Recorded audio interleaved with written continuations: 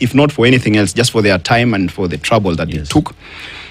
And the problem really of the Azimio issue is not so much about the payment of agents. I don't want us to get really muddled in one item. The problem is in the management of agents. So, because before you pay the agents, first of all, you must have agents. Yes. Okay. And I've explained here in this show and in other places, and including in my book, that we had a chaotic management system that was sabotaged from inside by the players I have mentioned in the past. I have mentioned, I have said Junet was front and center of that mismanagement and bungling.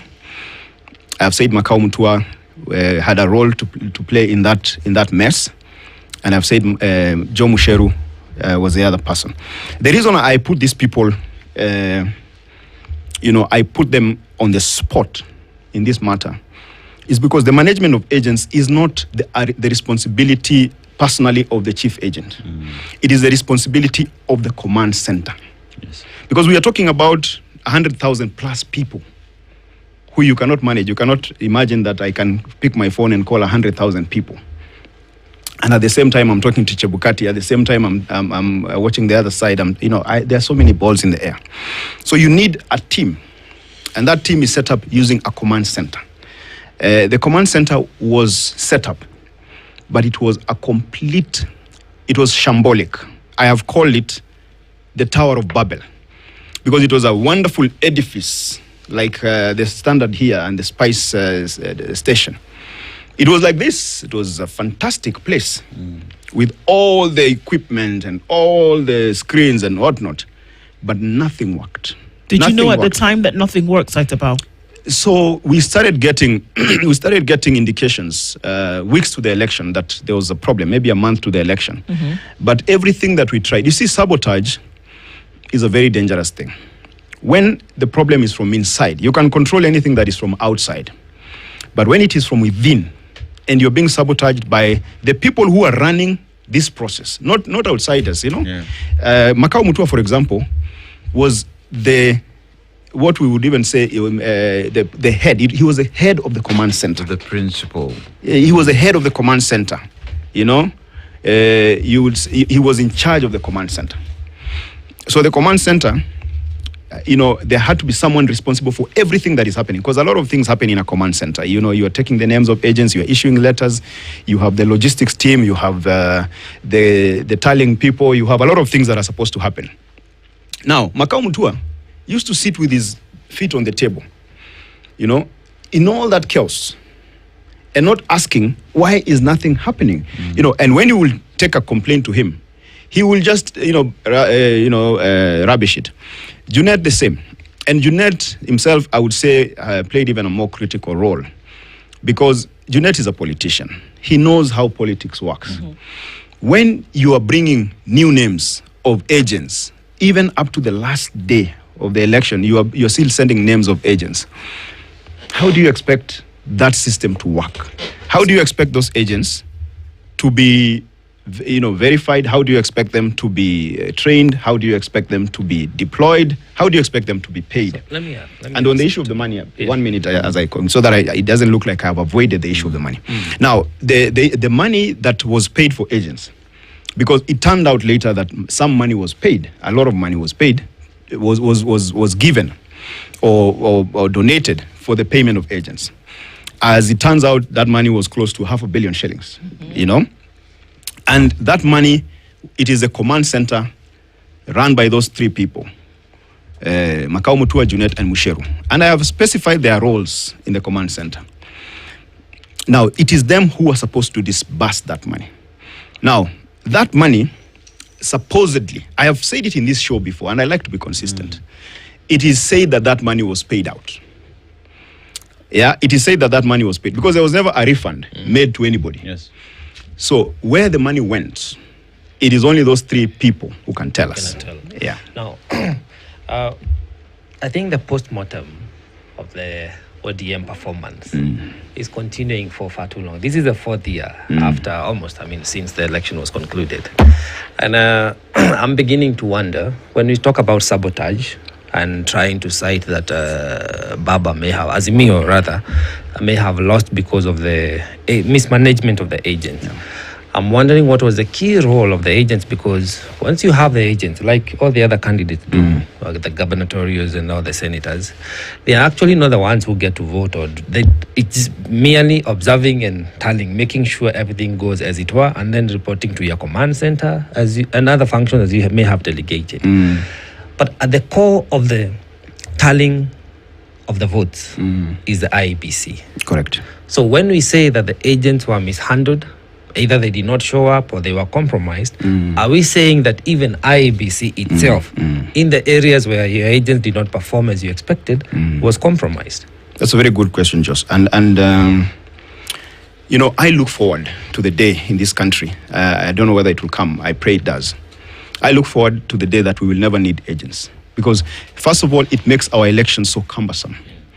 It is impossible right now for just an ordinary Kenyan to run for a big office in this country, because you may have the support of the people, but being able to pay agents, I've told you that for the presidential, we were talking about 500 million shillings. Where do you get 500 million shillings if you're an ordinary person who is popular, who needs to, who needs to serve this country in that capacity? If you want to be governor, your agent's bill alone could be close to 100 million or 50 million at the very least. So IEBC, we have an institution called IEBC, and it is a crime shame that it is getting worse, because I can tell you today, Joss, and I don't like to sound like I am always, but when you're in a country where things are happening the way they're happening, we have to call it out. Yes. The IEBC we have today is worse than the IEBC we had in 2022. So the issue of agents is made necessary because if IEBC is not trusted, because IEBC is the one in charge of the management of the election. Yes. It is the one that is constitutionally mandated to deliver credible results, free, fair, verifiable, credible results. But do we have that in this country? We saw what happened in the by-elections the other day. Shambolic elections. You cannot even call them elections. And there are people who sit in big offices, paid huge salaries from the taxpayer, who act like that is not a big deal. It's business as usual. So the issue of agents is necessitated by the fact that we don't have a functional IEBC. We don't have what the Constitution envisages, because the Constitution envisages that the IEBC would live up to its name. The first letter in IEBC is I. Independent. That it will be impartial. That it will be independent, that it will be fair, that it will be efficient, it will deliver the results that the people, the will of the people. Now, that day is long in coming, but it is even longer ahead of us. It has not come. The IEBC we have today, I said, the Chebukati IEBC was hijacked along the way. The Chebukati IEBC could have even delivered credible results. Was hijacked it was hijacked by our opponents, the current president and his team. They hijacked it. They compromised it. Okay, but it was almost like it was intending. But now, of course, maybe the offers became too big. Now, the present IEBC, present IEBC was selected, handpicked, for the purpose of delivering bungled elections. How do you know this? I know this because it is in the public domain. We're in a media house, and you guys are a place of record. This is one of the media houses that I respect so much, because you have been front and center in telling the truth as it is. And I am a truthful man, not the other truthful man. This is the real truthful man. Not the man, the man. The man. Okay. No, this is the truthful man. All right. And the truth of the matter, and it is in the public domain. And the reason you guys are the fourth estate is because you're also a house of record. Okay? You're a house of record. Just like Parliament is a house of record, and courts are a house of record, and the executive is a house of record, because nothing is done without being recorded. The media is also a house of record. And I pray that we can also be pulling out some of these things so that people don't forget. It is said that Kenyans have a short memory, but it's also because we don't remind them often enough. Okay. So the chairman of IEBC, Ethicon, is a relative of a State House advisor or whatever it is, that deputy guy, Josephat Nanok. The other people, the name was given by this one, the name was given by this one, the name was given by the other one. Today, and the by-elections that we had a month or so ago, proved that these people are incapable, because an independent IEBC would not have allowed that kind of thing to happen. An independent IEBC would have taken charge, because the elections are in the hands of IEBC. When you have a minister, a CS, taking a polling station hostage, what IEBC should have done is to recount the results of that polling station, and not, IEBC has powers. Returning officers have legal powers. Yes. To prevent this kind of things that we see. Indeed. Yeah. When they allow it, it is deliberate. And there are a lot of growing concerns, as you say, around how IEBC is handling itself. That I agree. But back to the issue of the agents of the Azimio, what would have been different if they had been paid? What is it they were expected to do to secure the win of Azimio? Was it just a payment issue? Or was it a payment issue? So it was, and as you answer, are you still in ODM yourself? Yeah.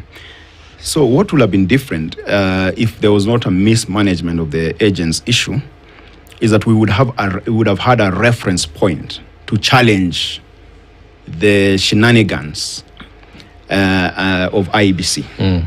Okay? But because there was that what is now appearing to have been deliberate internal sabotage, we didn't then have any reference point to say these are the proper true results, and they ensure that happened, because the only way you can challenge IEBC is to now produce, But in the Supreme Court, by the way, because later we were able to produce some of these things, in the Supreme Court we produced some of those results from polling stations, which were totally at variance with what IEBC put in the portal. Because what IEBC put in the portal, it wasn't in your headlines yesterday, that the Venezuelan company that we have procured, and that is a system IEBC is still using. Yes. Yeah. That system, it is now in the public domain, thanks to the standard. That system is very easy to interfere with, to manipulate. Now, in the Supreme Court, we raised the issue of Jose Camargo. That was a real issue. We raised the issue of internal, that IEBC had people. Some of them were arrested when they were coming with critical electoral election materials. Foreigners. I mean, it was a mess. So the IEBC, and once you don't have a proper system of agents, then you really need an IEBC that functions.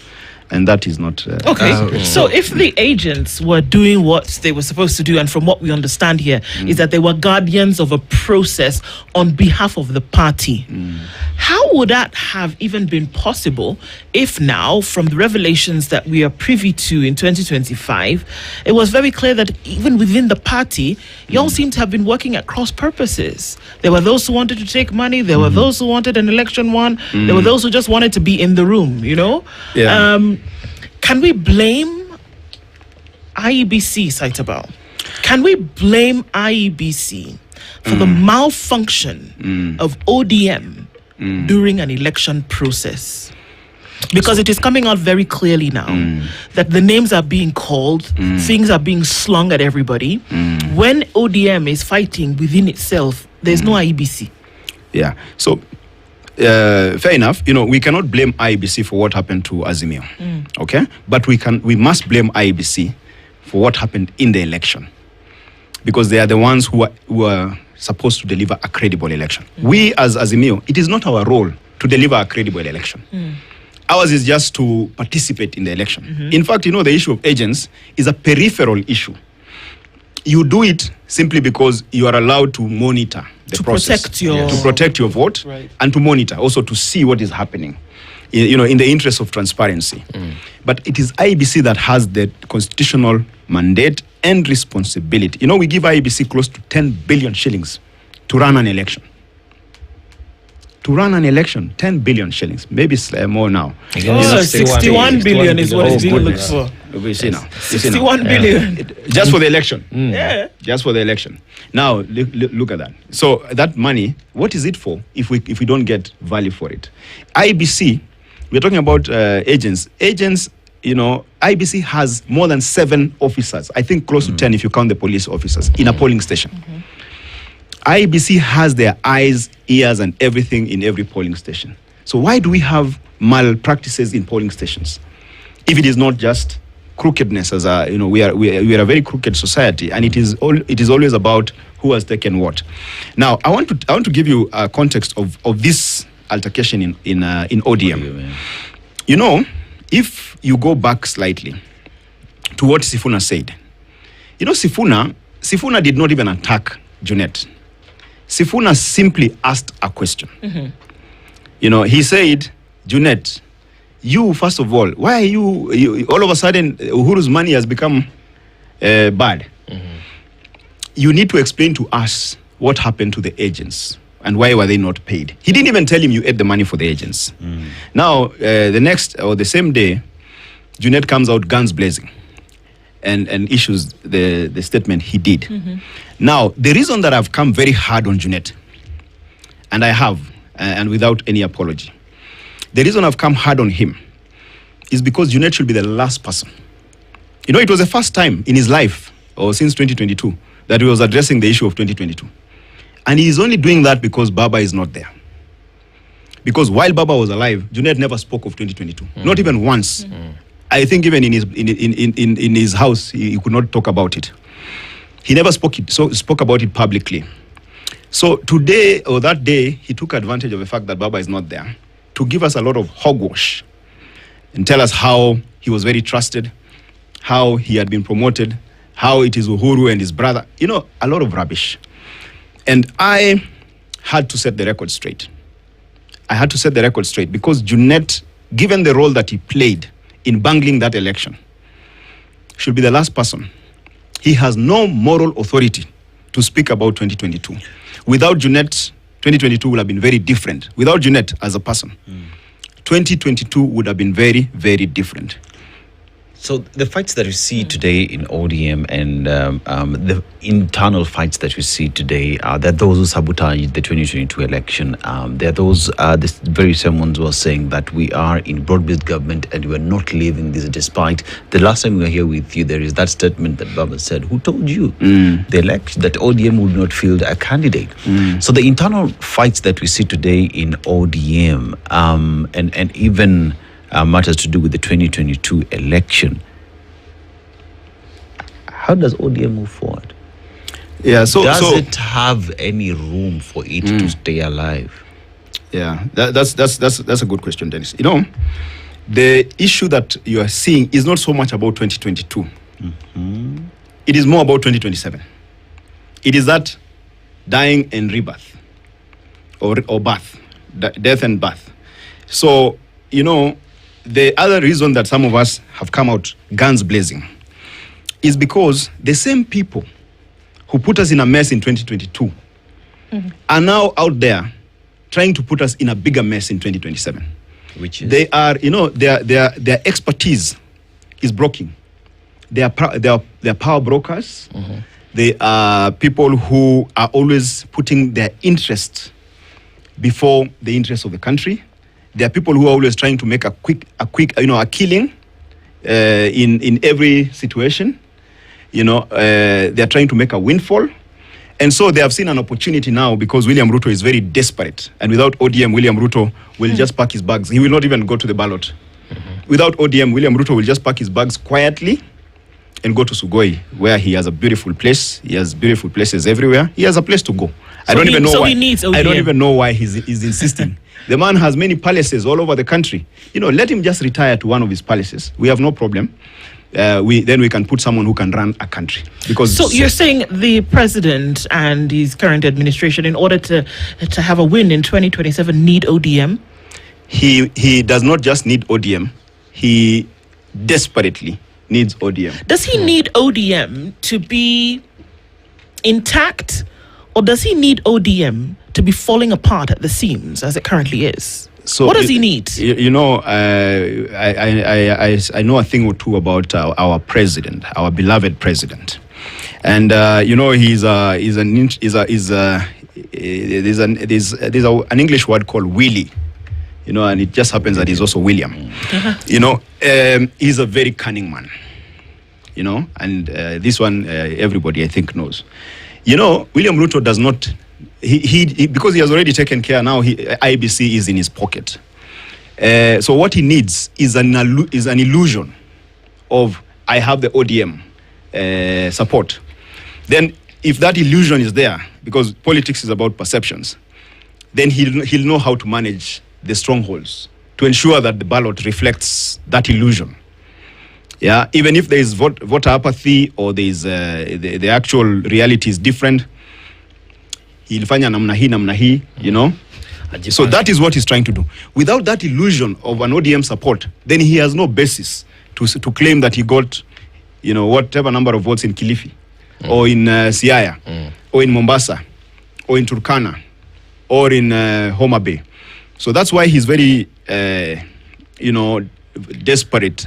However, it would appear as though it would need ODM support on his side, but it appears to me that if ODM is ripping apart at the seams as it currently is, that is what is an advantage to William Ruto and his current administration. If ODM falls apart as it currently is, because you can say it's raining when the sun is shining, but we can see for all intents and purposes what is going on right now. It's the biggest party in the country at the moment politically, also in terms of representation in parliament, which is important, but there's a burst at the seams. And if you ask me, when an enemy or when an opponent sees that their opponent or their rival is not put together, that's greatly advantageous to them, is it not? You see, ODM is no longer a rival to William Ruto at this point. He does not see it as a rival because because of the deception and all that. These are the things that have been done in the last few months. He wants to create the impression that he's Baba's rightful successor. The most ridiculous thing, if you ask me, that has ever been done in this country.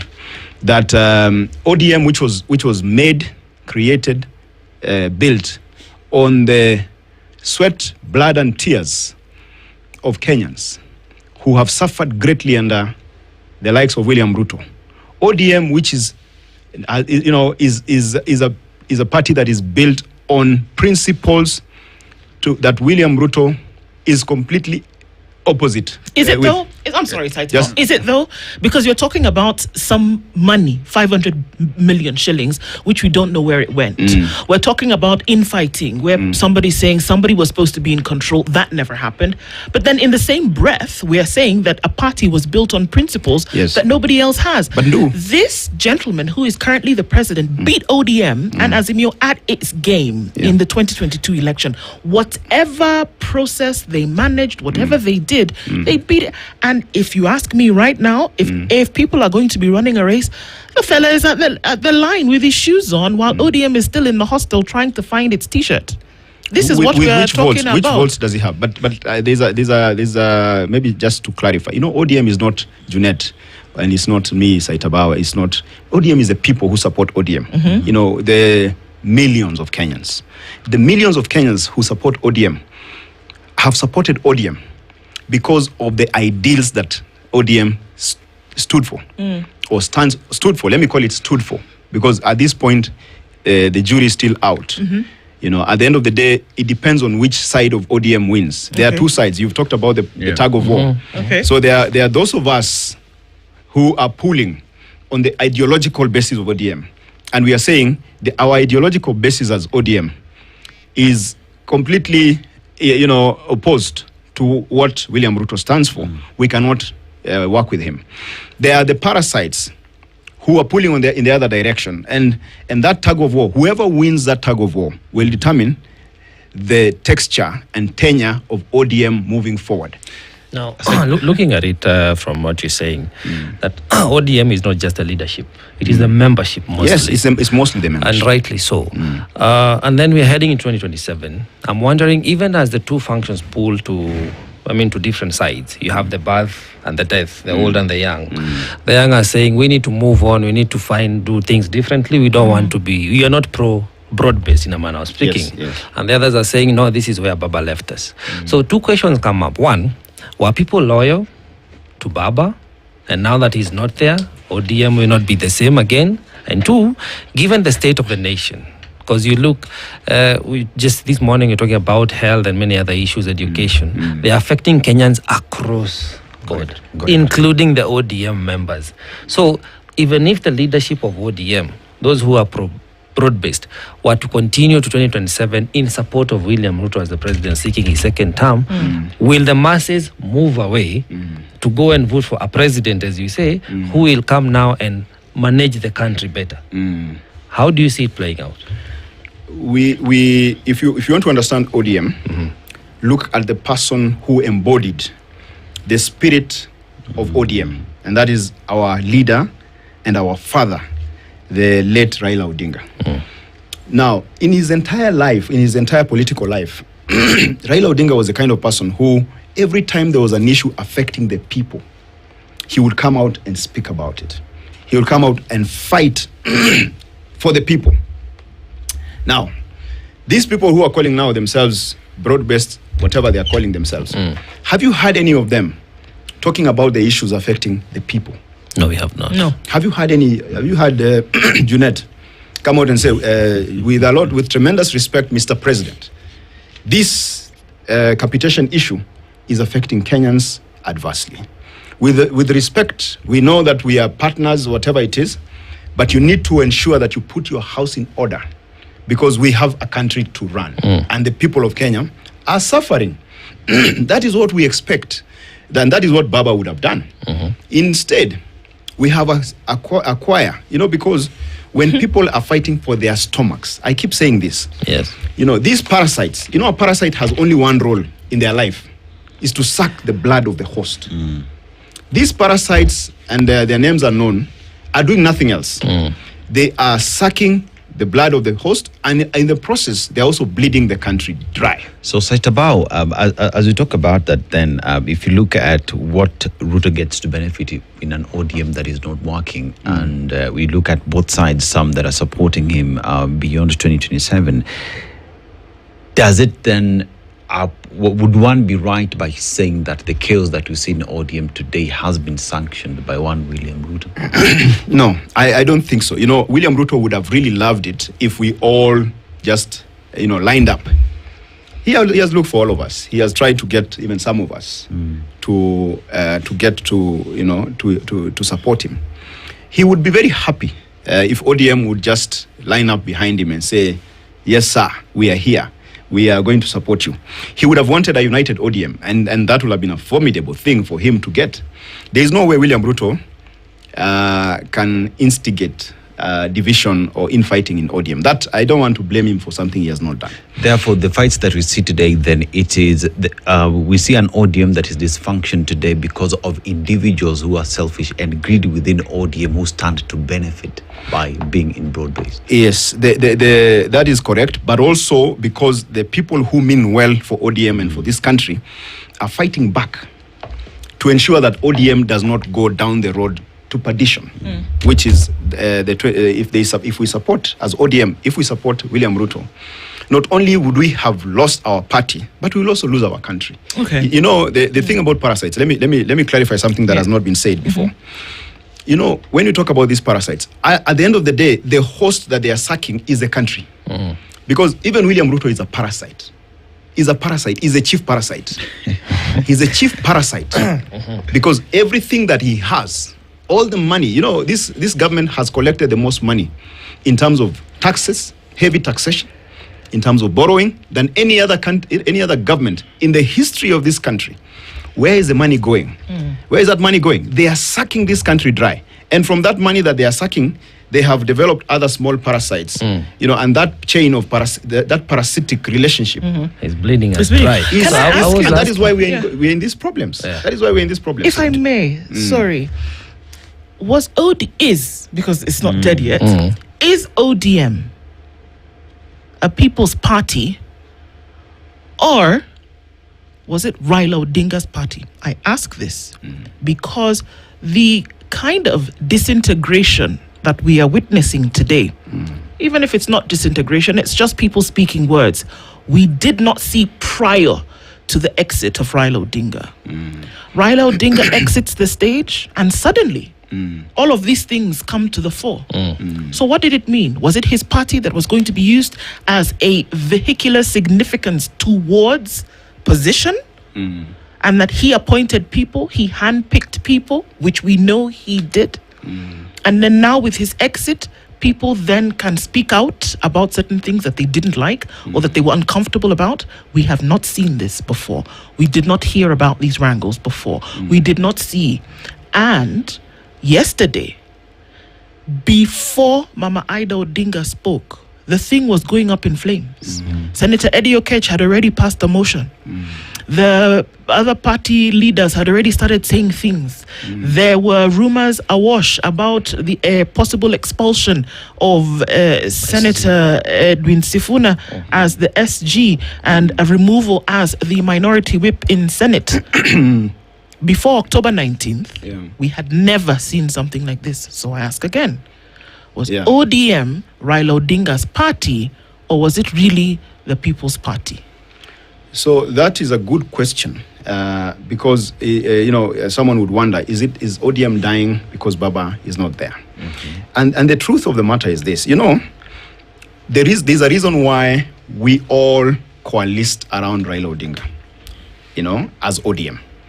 The reason that we coalesced around Raila Odinga is because of what Raila Odinga stood for over the years. Okay, what he stood for over the years. And during his lifetime, Raila Odinga was a strong enough personality because of his leadership credentials. Leadership credentials built over half a century, and built on something, built on certain ideals. And so it was always easy for Baba to call people back to order. And it was also easy, even when we saw that Baba went off track, we knew that he had a default setting. His default setting was the interest of the people. And that is why in 2002, before 2002, when he worked with Moi, people allowed it or followed him because they knew ultimately he had a way to go back to his default settings. In 2007, 2008, when he went to work with Kibaki in the coalition government, he remained, in that default setting. Wherever the people were touched, Baba was there. Even in the the handshake government with Uhuru Kenyatta, Baba had a default setting. The people's interest, regardless of what else he was doing in politics, he never departed from the interest of the people. And you remember, any national issue, Baba would call a press conference. Any national issue, Baba would call a press conference. And he was always that person. And he got to a place where people say, Baba amesemaji, Baba mbona hajaongea, Baba this and that. Now, you see, that is what now we are lacking. There is no one, because we have a leadership in ODM now that has departed. And Edwin Sifuna is trying to embody that place where Baba stood for. And the resistance that he's getting is because to stand in that position will be critical of the government. And this government right now does not want to be criticized. They want a choir. They want to be told that they are doing a good job when they are messing the country. So Sifuna, I want to encourage him. In fact, I want to encourage him to continue doing what he's doing, because he's one of the very few people, and by God's grace, he has a prominent role in the party. Let him play that role, because that is the role Baba would have played. And that is why Baba protected Sifuna. While Baba was alive, he kept telling people, yes, Sifuna has the right to say what he's saying, and Sifuna is speaking for all of us when he speaks. Because the default setting of ODM and the default setting of Raila Odinga is the people. Now, we have seen key persons, like the Westlands MP, Timothy Wanyonyi. yes, Timothy Wanyonyi, saying that they're going to seek a position in 2027, but not on an ODM ticket. And many others have come out to say, and these are staunch ODM members. I'm tying that to the question I asked earlier, whether also the membership of ODM have left the current leadership of ODM, the political orphans, basically speaking, could they also be looking for other political homes? And once you see such key persons saying, yes, I'm going to be on the ballot, but not on an ODM ticket, what message does that send to the current leadership? And people, are they in order to say, we believed in Baba, you people who are here currently, you don't seem to carry the vision, nor offer us the leadership that the Baba opined, and he embraced. So we are going to look for alternative political parties to continue with the liberation of our country, because ODM was a party of the people, about the people, for the people. Should people also be open enough to say, yes, let's just disintegrate the ODM and go seek our political homes elsewhere? Yeah, so that's exactly what is happening. People, including myself, right? I am still in ODM, to answer your earlier question. Yes, I'm a life member of ODM. So when you're a life member of a party, you have to renounce it. Actually, when you're a member of a party, in either way, because the record is there, yes, you will have to renounce it. And especially now that if a life membership, which comes, of course, with greater commitments, I will have to renounce it if I have to. Now, if ODM is able to stand with what it has stood for all this time, which is to put the government in check, to ensure that the government does not mess up the way it is messing up, if it does that, we will remain in ODM. But if William Ruto succeeds, and if the parasites prevail and are able to take ODM to William Ruto, all of us will bolt. Not just even the people. I can tell you, they will remain with a shell. They will remain with a shell of a party. Yeah, there will be nothing to inherit, because all of us will find other homes where the aspirations that we stand for can be effectively represented. Wow. Yeah. What does it look like into the future? Because it's all up in the air in terms of what the decision is. It's not clear. Party leader Oburu Oginga said the other day, well, I am the party leader, and according to the constitution, the party leader is the presidential candidate. Okay. Are we in broad base until 2027, until 2032? People are saying other things. Baba never said while he was at the Argyle Hotel. Look, so many things at the same time. And while it is true that you can actually keep your gun in the holster until it's necessary to take it from the hip and shoot, we are in a highly political society where people want to know, to then be able to make a decision about what could happen in the future. But it seems as the ODM itself doesn't even know what it's going to do. Yeah, so the future is very, very, very bright. The thing about the process of the death and the birth is that the birth always wins. So the birth will win. The old will die. William Ruto himself represents the old. These other people, and the issue of old is not age. It is the ideals. You saw the young people last year coming out to say what kind of country they want.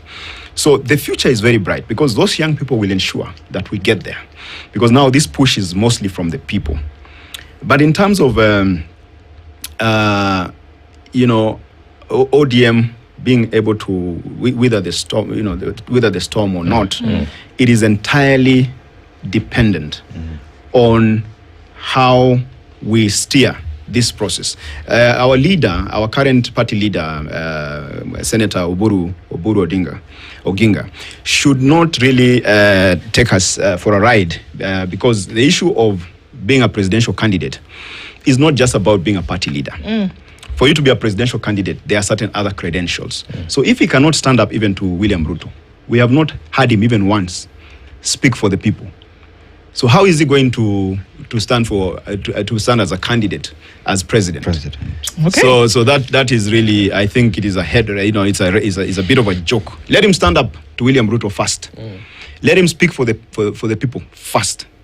Then he can tell us, because he has a right. He's a Kenyan. He can tell us. Then he can tell us whether we can consider his presidential bid or not. A good question to end on that would then spur further thought, that for sure. And these are parts of conversations that we should be having and should actually be plugged into them. Site about Ole Kanchori, thank you for being here with us this morning to be able to look into these things. There's a long road ahead, even though it's short. It's still long. It's a long one, yes. Thank you, Ndu, anytime. Asante sana. At a minute past 8, good morning. This is the Situation Room, the only way to start your day.